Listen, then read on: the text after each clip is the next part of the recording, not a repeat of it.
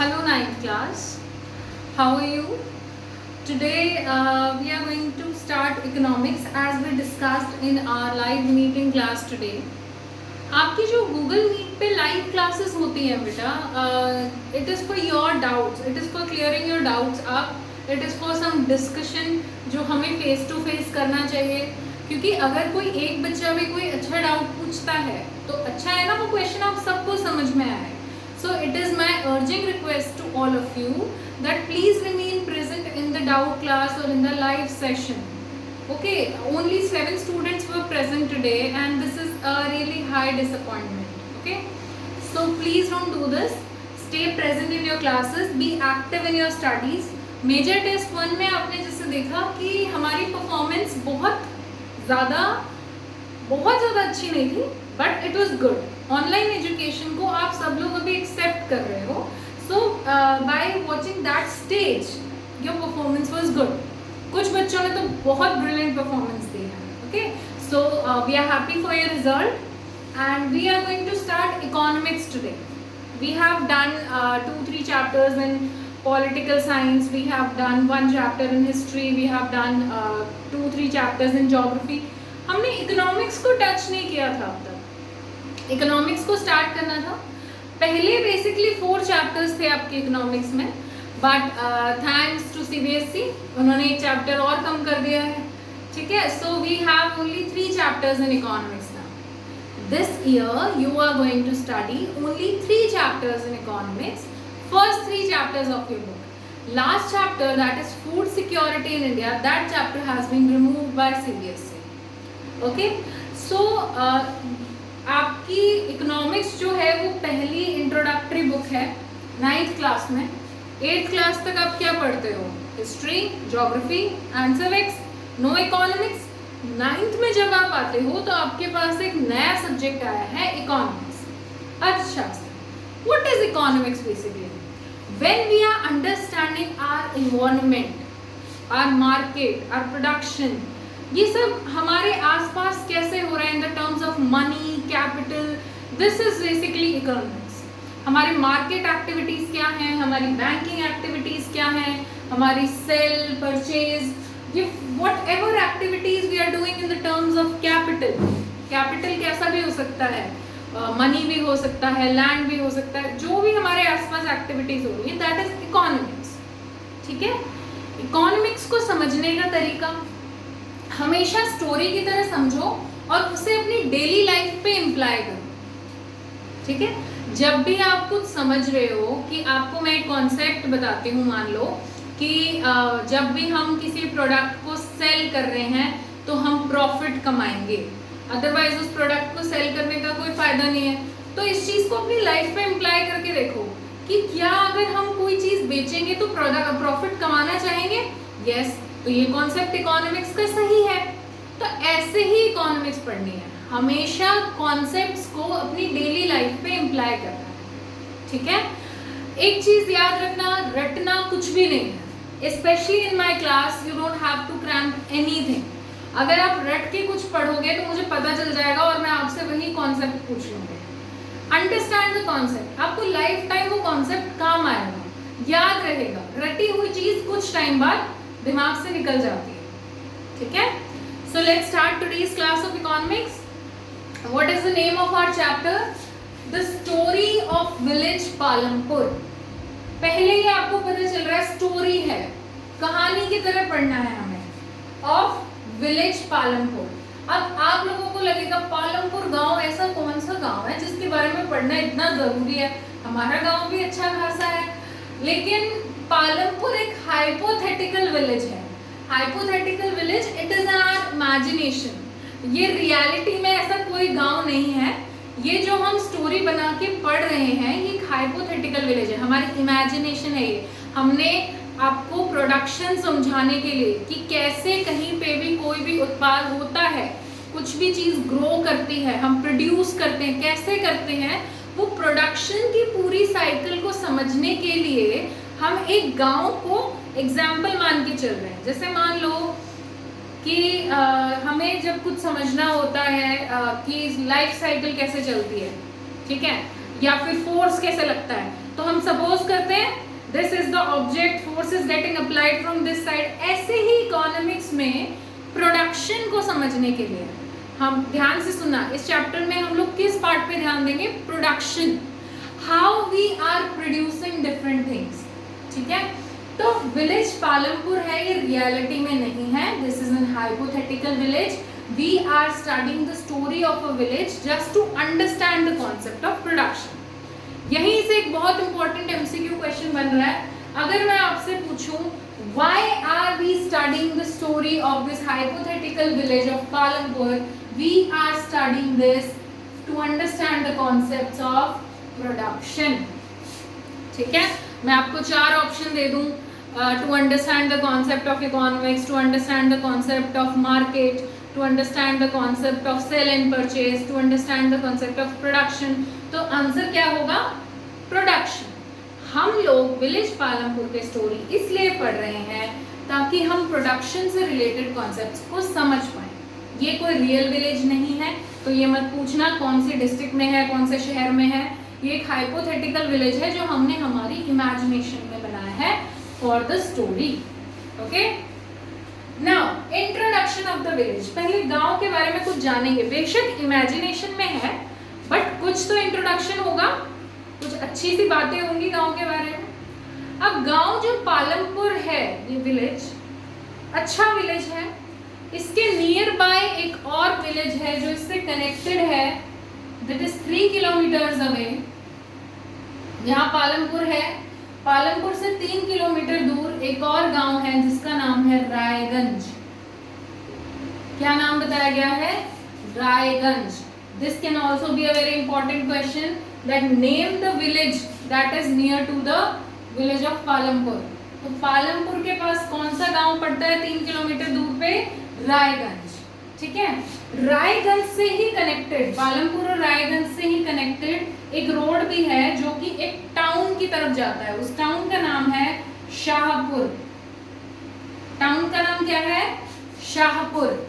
यही मार्केट है, रायगंज विलेज है और शाहपुर क्या है, टाउन है।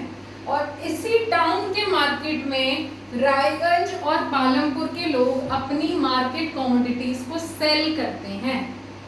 आप जरूरी नहीं है ना आप अपने गांव में सरसों, गेहूं, ज्वार, बाजरा उगाते हो या कुछ अगर कोई मटके बनाता है तो गांव में बिक जाए सब कुछ, ऐसा नहीं होता। You have to go to some nearby town. हम अटेली जाएं, हम नारनौल जाएं, महेंद्रगढ़ जाएं, वहाँ के लोग रेवाड़ी जाएं, दहीना जाए, ठीक है। We have to go to some other town place, a big market place for selling our commodities। ऐसा ही यहाँ पे हो रहा है कि पालमपुर गांव के लोग और रायगंज गांव के लोग अपनी मार्केट कमोडिटीज को सेल करने कहाँ जाते हैं, शाहपुर। अब यहाँ पे आपको एक चीज बताई हुई है कि ये तीनों ही जगह वेल कनेक्टेड है बाय रोड्स। ऐसा नहीं है कि आप ये सोच रहे हो कि गांव का रास्ता है तो टूटा फूटा सा होगा, हमारे यहाँ पे गांव के रास्ते कौन से अच्छे हैं तो ये भी ऐसा ही होगा, ऐसा नहीं है।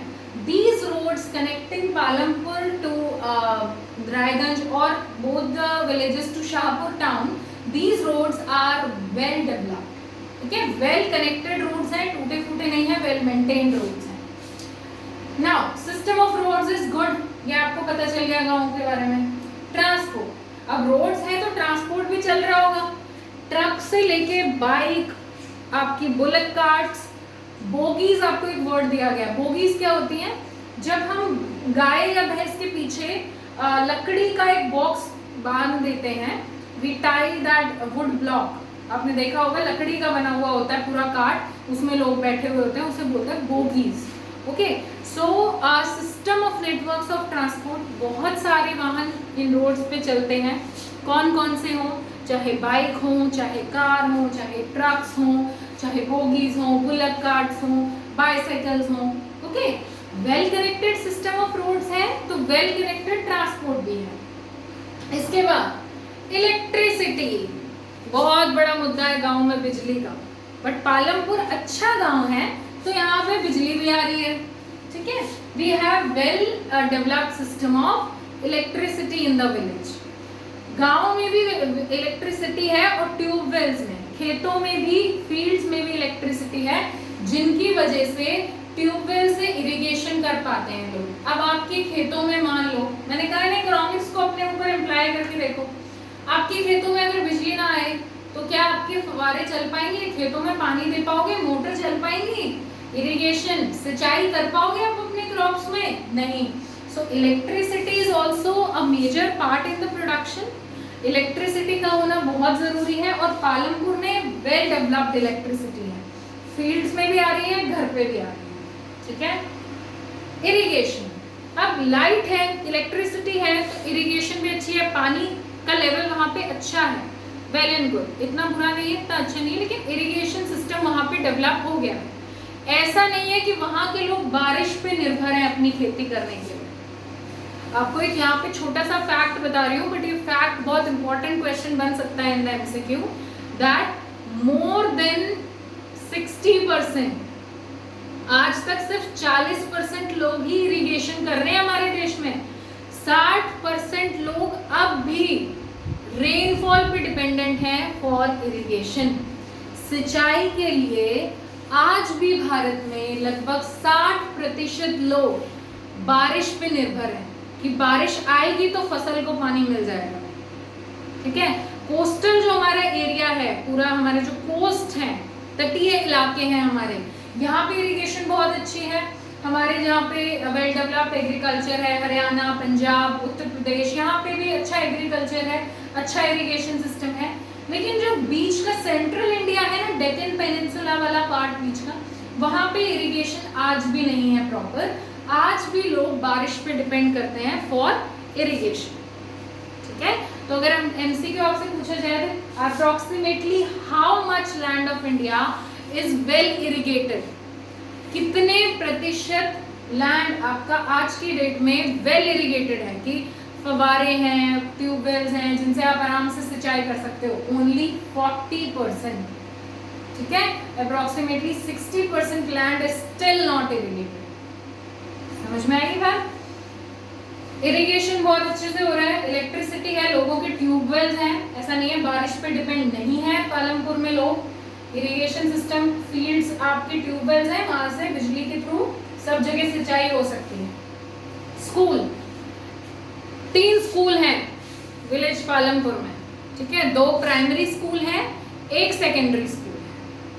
2 primary schools and 1 secondary school. Health centre, एक गवर्नमेंट का छोटा सा हेल्थ सेंटर है, एक प्राइवेट डिस्पेंसरी भी है। दोनों ही जगह पे सिक पीपल का ट्रीटमेंट होता है। कोई भी बीमार है, आप जाके मेडिसिन ले सकते हो, अपना ट्रीटमेंट करा सकते हो। But 1 health centre is run by the government and 1 dispensary for giving medicine. Hospital और डिस्पेंसरी में क्या डिफरेंस होता है? हॉस्पिटल में आपको मॉडर्न फैसिलिटीज सब मिल जाती हैं, लैब टेस्टिंग हो जाएगी, वेल स्पेशलाइज्ड डॉक्टर्स मिल जाएंगे। But in A dispensary a doctor is sitting there to give you just basic medicines for your basic treatment। वहाँ पे जाके डिस्पेंसरी में अगर आप चाहो कैंसर का ट्रीटमेंट हो जाए, वो नहीं होगा, ठीक है।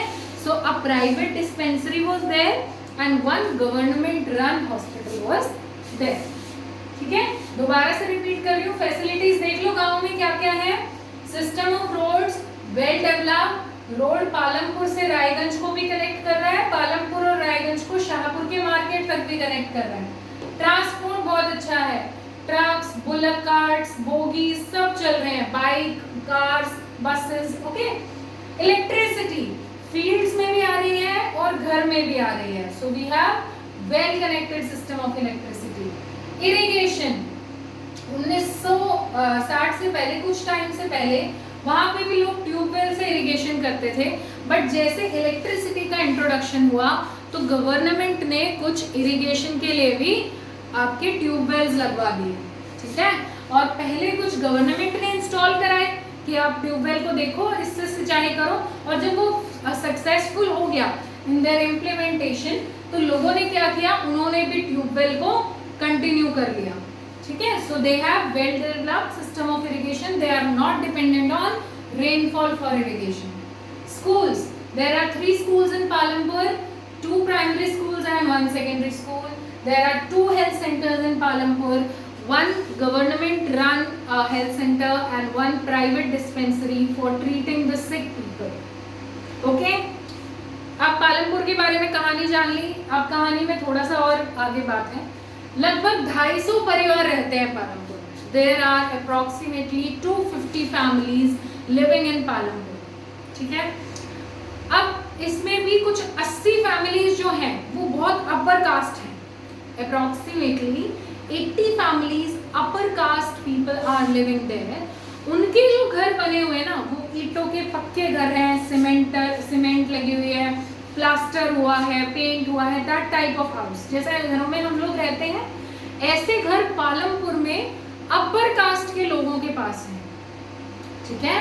There are approximately 250 families and 80 upper caste families हैं इन 250 में से, जिनके घर पक्के घर हैं, मिट्टी के नहीं बने हैं, ब्रिक्स के बने हैं, सीमेंट के बने हैं, प्लास्टर हुआ है। दे हैव वेल डेवलप्ड हाउसेस। और कुछ परसेंट लोग, 1/3 लोग वहाँ पे SC/ST कैटेगरी से हैं, SCs हैं, दलित्स हैं, ओके। उनको गांव का एक कोना दिया हुआ है रहने के लिए। आप हमेशा से पढ़ते आए हो कि SC/ST के साथ डिस्क्रिमिनेशन बहुत होता है। They are forced to live in some other area. आप अपने गांव में भी देखोगे तो कहेंगे SCs का मोहल्ला है, वो अलग से है ना। तो ऐसा नहीं होना चाहिए, गांव में तो सबको मिलके रहना चाहिए, बट स्टिल चल रहा है, कोई कुछ बोल नहीं रहा है। तो देखो वहाँ पे विलेज पालमपुर में भी जो SC कैटेगरी के लोग थे, जो दलित्स थे, वो गांव के एक कोने में रहते थे, ठीक है। और उनके घर जो थे वो मिट्टी के बने हुए थे। They were made up of mud. और स्ट्रॉ एक वर्ड लिखा हुआ है। स्ट्रॉ वो स्ट्रॉ नहीं है जिससे आप अपनी cold drinks and juices enjoy करते हो, वो स्ट्रॉ नहीं है जिससे घर बना हुआ है। स्ट्रॉ होता है, आपने सूखी हुई घास देखी होगी जिससे झोपड़ी बनती है हमेशा। मिट्टी का घर है या फिर मिट्टी के घर के ऊपर हम जब सूखी घास लगा देते हैं, सूखी घास, ठीक है, छप्पर बनाते हैं जिसको, that is known as straw. So the houses of SC's family, Dalit's family were made up of mud and straw, and houses of rich upper caste families were made up of cement, bricks and plastering। ये चीज समझ में आई। अब land जो था वो ज्यादातर अमीर लोगों के पास था। फार्मिंग यहाँ की मेन एक्टिविटी है, ये आपको समझना है, बहुत जरूरी है। पालमपुर के लोगों की मेन इकोनॉमिक एक्टिविटी फार्मिंग है। 75% पीपल लिविंग देयर, 75% आदमी अपनी पैसों की नीड्स के लिए फार्मिंग पे ही डिपेंडेंट है।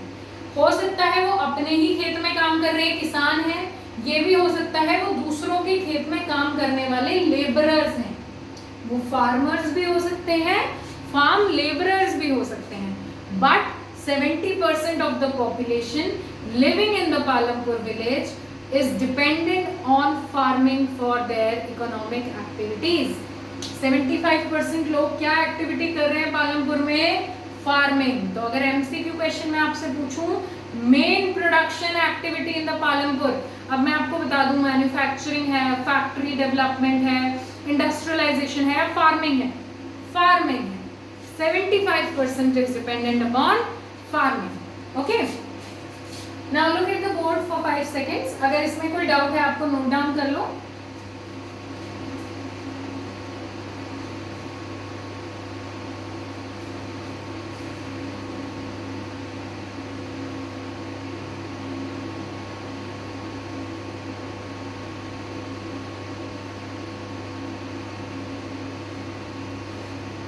I guess you don't have any doubts, क्योंकि अब तक तो स्टोरी ही चल रही है, स्टोरी में कोई डाउट्स नहीं होने चाहिए। बट स्टिल बेटा अगर आपको डाउट्स आते हैं प्लीज हेजिटेट ना करें। ऐसा ना सोचें कि हम लोग एक लाइव मीटिंग में हैं, ऐसा ही सोचें कि हम लोग क्लासरूम में हैं। क्लासरूम में भी तो हम लोग डाउट्स डिस्कस करते हैं। सोचो क्लास में कितना मजा आता है, कई बार कुछ फनी डाउट्स निकल के आते हैं, है ना। तो कोई दिक्कत नहीं है, बट जो भी आपके माइंड में आए क्लिक करे, उसे पूछो। अगर आज आपने उस कॉन्सेप्ट को क्लियर नहीं किया तो आगे तक कोई डाउट बन के आपके माइंड में रहेगा, और डाउट्स नहीं रहने चाहिए स्टूडेंट्स के माइंड में। इसीलिए तो हम टीचर्स हैं आपके लिए। Okay, so if you are having any doubt, आप वीडियो को देखते देखते उसे रफ में लिख लो, and then we will clear it out tomorrow in the Google live class. ठीक है, चलो फैक्टर्स ऑफ प्रोडक्शन पढ़ने हैं अब हमें। विलेज इंट्रोडक्शन हमने देख लिया, अब प्रोडक्शन समझना था। हमने पहले ही बात की थी कि हम विलेज पालमपुर की स्टोरी क्यों पढ़ रहे हैं, for studying basic concepts of production. Production की बात कर रहे हैं तो हम यहाँ 4 फैक्टर्स की बात करेंगे कि किसी भी चीज को प्रोड्यूस करने के लिए हमें 4 चीजों की जरूरत है। There are 4 factors that are needed for producing anything. Okay, बारी बारी एक फैक्टर को डिस्कस करते हैं। First factor is land. कुछ भी आपको प्रोड्यूस करना है, चाहे आपको एक डेयरी बनानी है, भैंस को रखना है, दूध बेचना है, तो भी एक लैंड चाहिए। अपने सर पे थोड़ी बैठाओगे, लैंड पे रखोगे, तो लैंड चाहिए। खेती कर रहे हो, यहाँ मेन प्रोडक्शन फार्मिंग है, ठीक है, प्रोडक्शन एक्टिविटी। फार्मिंग के लिए आपको खेत चाहिए तो लैंड चाहिए। हमें कोई इंडस्ट्री सेटअप करनी है तो हमें लैंड चाहिए। हर चीज के लिए बेसिक अपॉर्चुनिटी, बेसिक अवेलेबिलिटी होनी चाहिए लैंड की। लैंड के साथ ही नेचुरल रिसोर्सेज मान लो, ऐसा नहीं है कि लैंड अलग लोगे, वाटर अलग रिक्वायरमेंट लोगे, सनलाइट अलग लोगे, ऐसा नहीं। नेचुरल रिसोर्सेज की एक कैटेगरी है लैंड। इसलिए बोला जा रहा है क्योंकि जरूरी नहीं है हर प्रोडक्शन एक्टिविटी में हमें वाटर की जरूरत पड़े, जरूरी नहीं है हर प्रोडक्शन एक्टिविटी में हमें सनलाइट की जरूरत पड़े, लेकिन लैंड की जरूरत सब जगह पड़ती है। So first factor of production that is necessarily needed for any production activities, land and natural resources. इनकी एक ही कैटेगरी है, land and natural resources like water, air, sunlight, etc.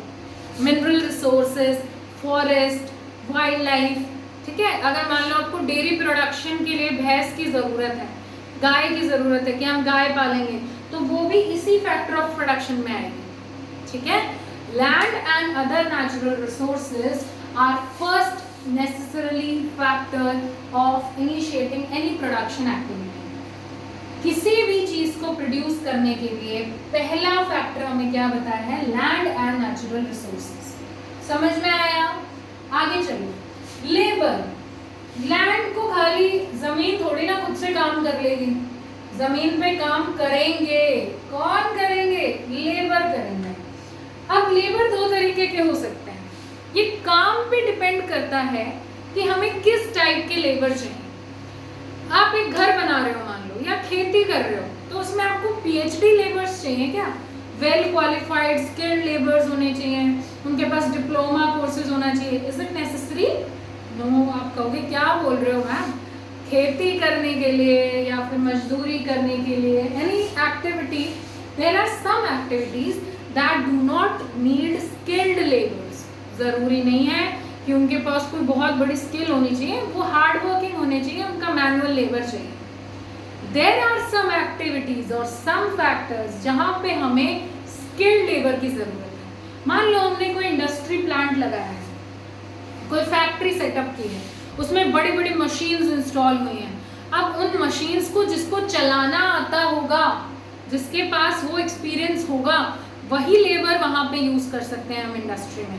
जो लेबर मजदूरी कर रहा था, जिसको मजदूरी करनी बहुत अच्छी आती है, but he does not know the skill of working in an industry और अ फैक्ट्री, उसको हम इंडस्ट्री में एम्प्लॉय नहीं कर सकते हैं। Are you getting my point? 2 तरीके के काम हैं। एक कैटेगरी वो होती है जहाँ पे हमें बहुत स्किल्ड लेबर्स नहीं चाहिए, मैनुअल लेबर चाहिए जो बहुत मेहनत से काम कर सके। They should be hard working. There are such activities such as farming, manufacturing, any house, building house, ठीक है। कुछ एक्टिविटीज ऐसी होती हैं जहाँ पे हमें लेबर्स का स्किल होना बहुत जरूरी है। For working in a factory, for working in industrial plant, आप किसी ऑफिस में काम कर रहे हो, मान लो हम ही स्कूल में काम कर रहे हैं, तो हमारा स्किल्ड होना जरूरी है। अगर हमें कुछ नहीं आता तो हम आपको क्या पढ़ाते, ठीक है। तो लेबर हमेशा 2 तरीके के होंगे। There can be some activities that need skilled and very educated labours, there are some activities that do not need some skilled and educated labours, they need hard working labours, ठीक है। Labours की category देख ली आपने, 2 category है, समझ में आ गई? Now comes physical capital. Capital capital, कुछ भी हमारे पास इन टर्म्स ऑफ मनी। अब फिजिकल कैपिटल के भी दो तरीके हैं। एक तो हमारे पास फैक्टर ऑफ प्रोडक्शन के लिए टूल्स होनी चाहिए, बिल्डिंग्स होनी चाहिए, मशीन्स होनी चाहिए। कि मान लो अगर खेती की ही बात कर रहे हो तो ट्रैक्टर चाहिए, प्लो चाहिए, ठीक है, आप नलाव करते हो खेती में, दराती चाहिए, सब कुछ चाहिए। आपके पास एक्टिविटीज होनी चाहिए, आपके पास बेसिक टूल्स होने चाहिए। अब आपको हॉस्पिटल में डॉक्टर को बिठाना है तो खेत में थोड़ी बिठा दोगे, बिल्डिंग होनी चाहिए, ठीक है।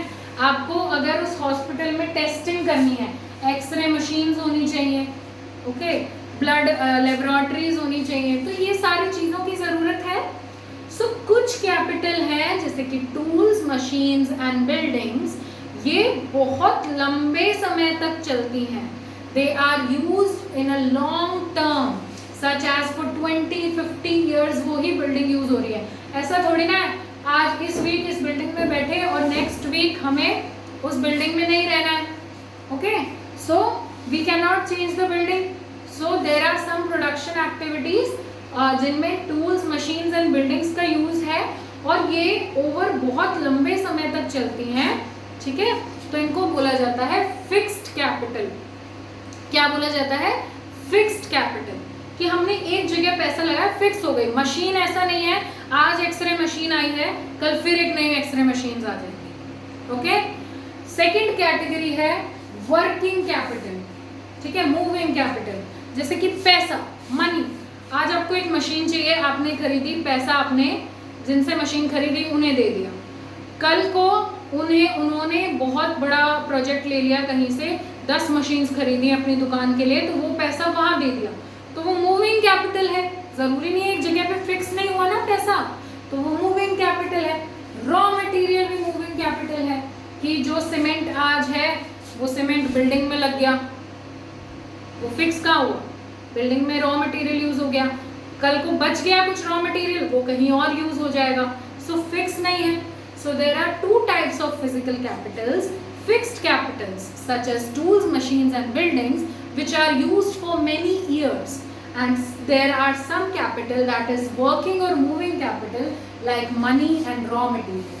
तो हमने तीन चीजें देख ली अब तक। लैंड की और नेचुरल रिसोर्सेज की जरूरत है, लेबर की जरूरत है, फिजिकल कैपिटल की जरूरत है। अब आता है ह्यूमन कैपिटल। ये तीनों ही चीजें मान लो आपके पास हैं, बट अगर हमारा पूरा लेआउट, डिजाइन, कैसे हमें प्रोडक्शन करना है, इन तीनों चीजों को मिला के कैसे प्रोडक्शन करना है, इसके लिए क्या जरूरत है? Human capital, that is we humans. Humans are needed to coordinate all the activities in these 3 factors of production. अगर कोई इंसान नहीं होगा, लैंड अपने आप कुछ प्रोड्यूस नहीं कर देगा, ठीक है। इंसानों की जरूरत है कि हम डिजाइन करेंगे इस बार हम कौन सी खेती करेंगे, कैसे करेंगे, इरिगेशन कहाँ से होगी, कौन सी सीड्स यूज करेंगे। Human capital. लेबर तो बस काम कर रहा है, जिसका खेत है वो डिजाइन करेगा। फिजिकल कैपिटल, रॉ मटेरियल जो खेती में यूज हो रहा है, कितना पेस्टिसाइड्स लेंगे हम, कितने फर्टिलाइजर्स, खाद कितनी डालेंगे, कब कब पानी देंगे, कितने बजे पानी देंगे, सब कौन इम्प्लीमेंट कर रहा है? ह्यूमन। तो ह्यूमन कैपिटल का रोल क्या है कि कोऑर्डिनेशन लाता है। ये तीनों ही जो फैक्टर्स हैं, land, labour and physical capital, इनको कोऑर्डिनेट करके जो वर्क कराता है bye their ability, that is human capital. तो किसी भी प्रोडक्शन के लिए मेन 4 फैक्टर्स हैं और ये बहुत इंपॉर्टेंट शॉर्ट क्वेश्चन है, एग्जाम में जरूर आएगा। Write the main 4 factors of production, land and natural resources, labour, physical capital and human capital. I guess आपको आज की क्लास समझ में आई है। इसके डाउट्स कल की क्लास में लेते हैं, उसके बाद कल ये चैप्टर कंटिन्यू करते हैं, okay. Have a very good day.